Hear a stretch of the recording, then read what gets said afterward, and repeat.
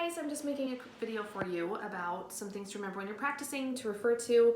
Hopefully I'm going to do this once a week for those that miss and to help you remember what we talk about in class and what to practice at home. So let's go over a couple of things about your instruments.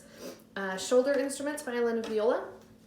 Make sure you have your shoulder rest every time you practice, okay? And to put it on, you put your instrument between your knees, put the neck of it between your legs and hold it tight, and then we want our shoulder rest to smile, not frown. Remember, we want it to be like this, okay? And then it just slides on with those little rubber feet on the bout that's closest to you. They just grip onto that. You just slide it down and those little rubber feet will hold onto it. So it should look like this. So it's smiling. Some people like it to have it be higher on one side, the left side higher, or just straight across. You can kind of experiment with what you like. I can always help figure things out a little bit. Shouldn't have your shoulder rest way down here. It should be up kind of in this area. Okay, not too far down, not too close to those. Okay, this is on page 3. Put the right hand underneath, your left hand with your thumb right here and your fingers on the strings away from you. 1, flip it over 2, that drops your shoulder, makes a spot for your shoulder rest to go on. This part of your shoulder rest should fit on your shoulder. Okay, so it shouldn't be down here, way back here. It just fits right there. Your jaw, chin rest is more of a jaw rest, okay? Don't have to sit and look like that, but you can glance at it and it moves around. Some of you, it was really uncomfortable. There's different chin rests we can experiment with, and also you can put like a soft cloth on it. Okay, let me know if it's really bugging you after a few days. Okay, we're gonna keep this hand right here and keep this wrist nice and straight. If you practice playing like this, it's gonna be harder when we get down here. We always play with our wrist straight so our fingers move freely. So when you're here, practice it right there. Okay, for the cellos and bass, you're gonna wanna put your end pin out. Righty-tighty, lefty-loosey on this. Just pull it out enough. We talked about in class when you're standing, your scroll should hit you about in this area. Should be that tall. Okay, you're gonna sit on the edge of your chair. Okay, hold it out in front of you with your arms nice and loose. Sit back on the edge of the chair and then pull it back towards you. Okay, you can adjust it around a little bit, but it's going to, this bout of your cello should be right in the middle of your chest. In the middle, it hits you in the sternum. This looks really big out here because of the angle. These pegs should go behind your left ear, okay? So not on your right side, but on your left side, okay? And you lean forward into your cello. Don't be leaning back. And your cello shouldn't be down by your stomach, okay? And it shouldn't be up here by your neck. You're right in the middle where it's nice and sturdy and stable. Your knees go on either side of your cello, even though there's those little pokey things that kind of, you can move it around and make sure it's nice and steady. That's my daughter. Make an L. I'll show you how to pizzicato. Remember pizzicato, make an L. Make a backwards L. And your thumb goes on the side. This is for cello and bass. Not down here. This is where the bow goes. When we do pizzicato or plucking, your thumb rests right here. Keep your fingers in and you pull. So these are your strings. We're going to go over the string names. A, D, G, and C. The violins or the violas and cello have the C string. The violins and bass do not. They have their strings, so we've got it up in our position. 1, 2, 3. Get it nice and comfy there.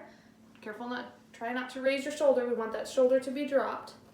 Okay, the violin strings are starting at the bottom. G, D, A, and E. And for the bass, it's backwards. So your lowest string is E, A, D, and G is your highest string. Okay, there are your songs. Oh, we've also got rest position under your right arm for the shoulder instruments. Guitar position.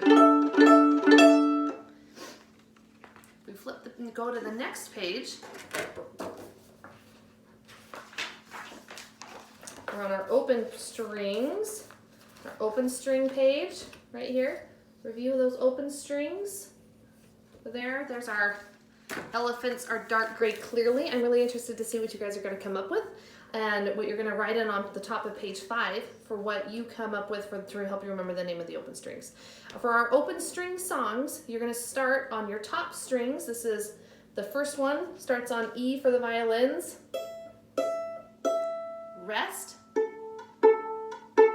rest, rest,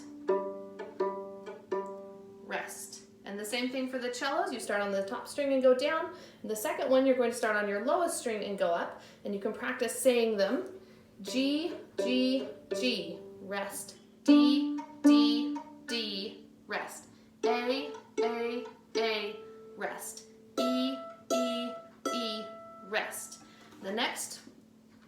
The last 3 on the page, the next 3, depending on which instrument you are, depends on how they're numbered. You're going to go back and forth between the 2 strings, right? So you're going to keep your thumb, violins, make sure you got your thumb right there, make your L, and it goes not in this area, this is where the bow is. Okay, we pizzicato up here, we pull the string up here. Rest. Rest.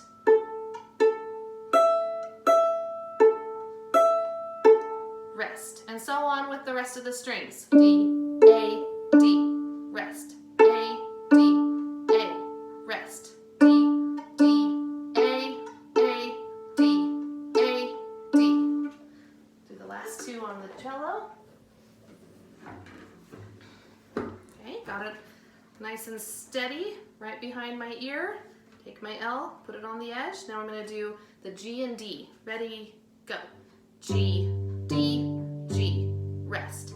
D, G, D, rest. G, G, D, D, G, D, G, rest. Last one starts on your C.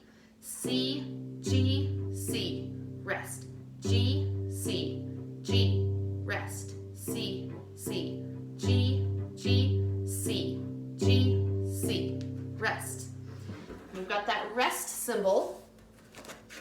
Our first music symbol that we learned, that right there is a rest symbol. It means don't play. It means some sort of silence is happening right there. Okay, and on page 5, you've got these exercises. The first half is your homework to fill in your theory page. And don't worry about the bottom part. We're going to learn about this next week. That's what we're going to be learning.